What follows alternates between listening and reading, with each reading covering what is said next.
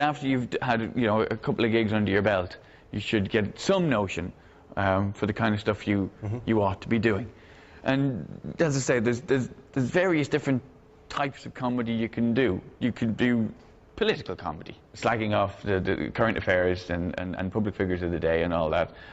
You have to be quite clever for that kind of stuff, to be honest with you, and preferably quite passionate. If somebody just goes, oh, the BNP, they're a bunch of right-wing bastards, aren't they? Can sound quite trite. Yeah. You know, you want to try and have something to say, basically.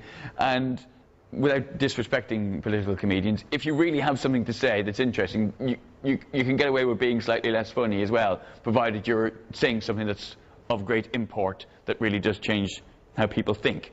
Observational comedy is the notion of basically just pointing out things that people have kind of noticed but haven't really noticed that they've noticed. Right. That's the kind of comedy I do a lot of. That's getting harder and harder to do as it's been around as long as it has. Yes. When Billy Connolly started out, you know, it was amazing. It hadn't really been done before over here. Billy Connolly, Dave Allen. Like, looking back, you could just point stuff out that, you know, like a great line by Billy Connolly was that one about, you know, have you ever noticed when you throw up, there's always diced carrots in it? You know, I've never eaten diced carrots in my life.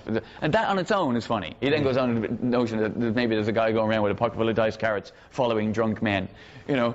But that kind of thing is, well, that, you know, that was revolutionary, because it was just that idea of just pointing out things like that we hadn't noticed before, or as I say, hadn't noticed that we'd noticed.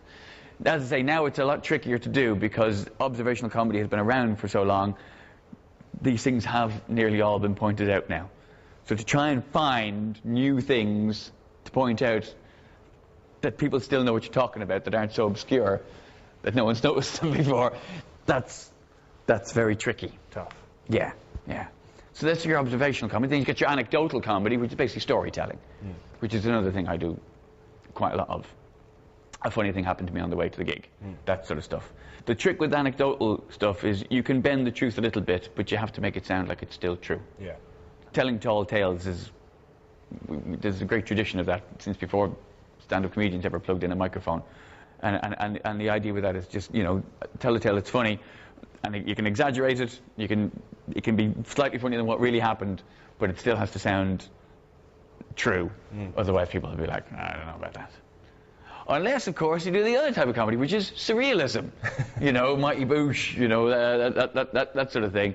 Harry Hill, you know, that sort of weird, wacky, out there stuff, where you take somebody's mind on a trip. The young people like that a lot.